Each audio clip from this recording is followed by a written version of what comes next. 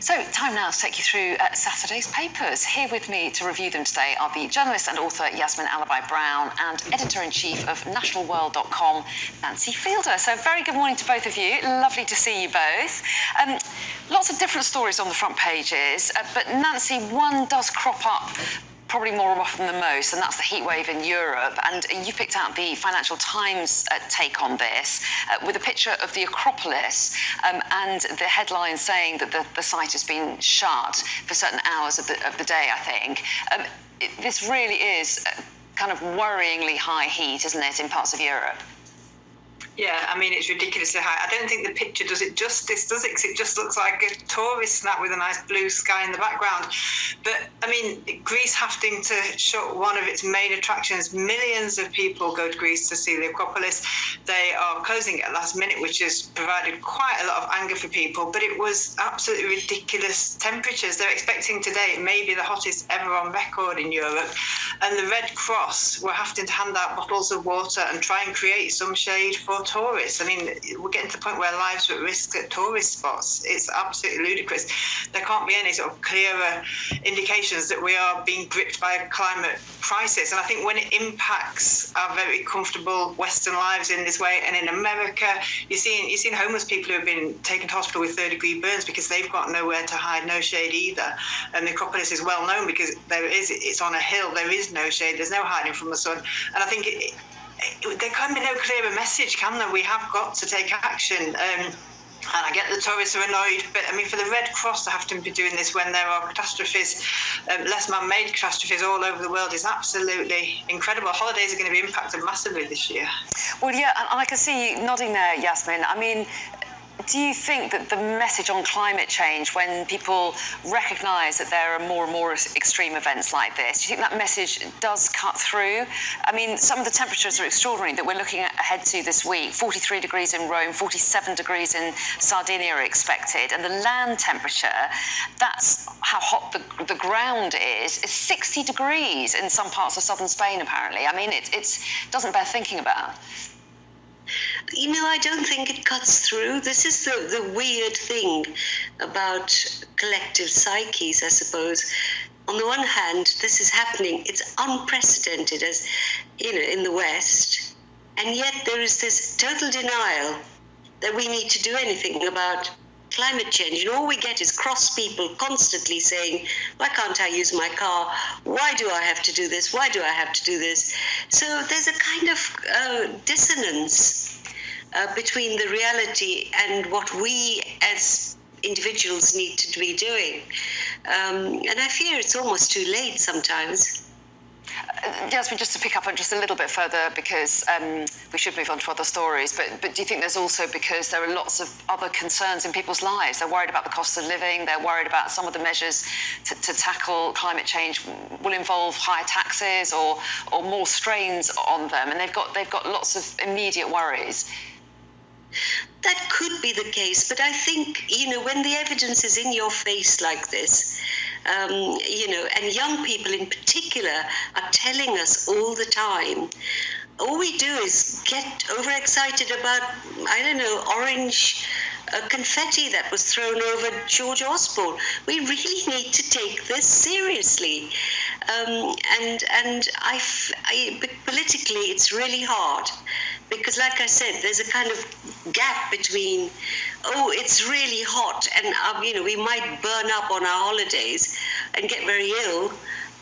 And what are we going to collectively do about it? Nancy, sorry, I'm just going to bring in Nancy on that, because the government would say we've got really tough targets on climate change. We're determined to meet them. They would say we're taking this very seriously. What are your thoughts on this? They're not, though, are they? And I think Yasmin is right, but there are a lot of people who are incredibly passionate and willing to make sacrifices. I just think the majority of people aren't quite there yet, and I'm not sure what more we need to see other than people literally dropping dead around us because people are dying because of heat, not necessarily in our country. I think that might be the problem. But the government isn't doing enough, and actually big business, we're all washing our tins and recycling, but it's a ludicrous small amount of things. Why don't we just get rid of petrol quicker. I'm not being funny. I hate to say just stop oil, but actually there are things that can be done and they could be done now, and the government isn't really pushing it. It's token gestures. They're not actually looking at transformation. Okay, and it's a huge subject that we can't cover in full now. So let's move on to some of the other front pages. So I mean, rattle through some of those, because the Guardian front page, Yasmin, you wanted to talk about. Their headline is Surge in Demand for UK Gaming Addiction Clinic. You know, this is so disturbing. Gaming, and we're including children, from children to adults, has become a really big problem in Britain. And actually, you know, this goes back to Tony Blair and the late Tessa Jowell, who were very breezy and easy about let's free this up. And we now have an addiction clinic, and I think there are other, within the NHS, there's a lot of concern about the mental health of people who are addicted to gaming.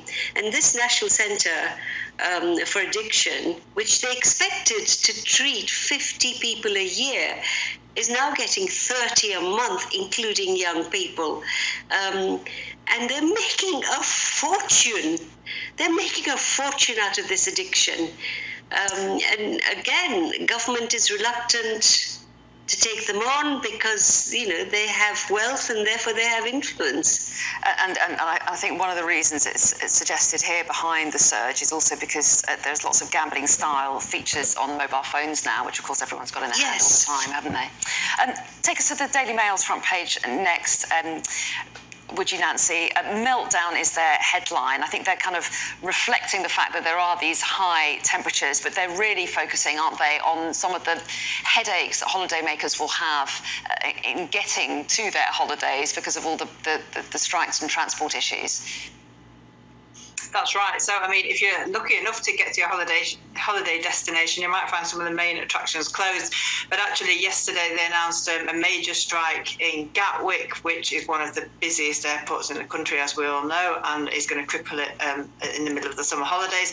We've already had all the threats of walkouts and by air traffic control at various places across Europe. It's going to be really, really difficult for people to get away. And also, we've had all the news stories about passports and confusion around when you need to renew them, depending on the expiry date.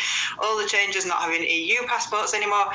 It is going to be really, really challenging summer for people trying to go away. And actually, this is the summer where more people are trying to go away. Not everybody could afford it after lockdown, and this is the one where everybody's desperate for a break, and it isn't going to be easy. So you've just got to wish the best of luck, or maybe come up to Yorkshire for staycation. Although it's a bit grey this morning, we're definitely not in the grips of a heat wave today.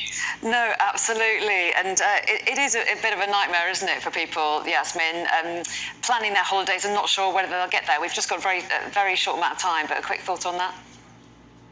Well, yes, I mean, it's you know, every summer we have this situation, but the strikes, and I think it's becoming more and more miserable to go away. Okay. I'm not anti-strike, but I do think that we've just been in Greece, actually. We are out of time. Sorry to cut you off, but we'll both be back in the next hour. See you then.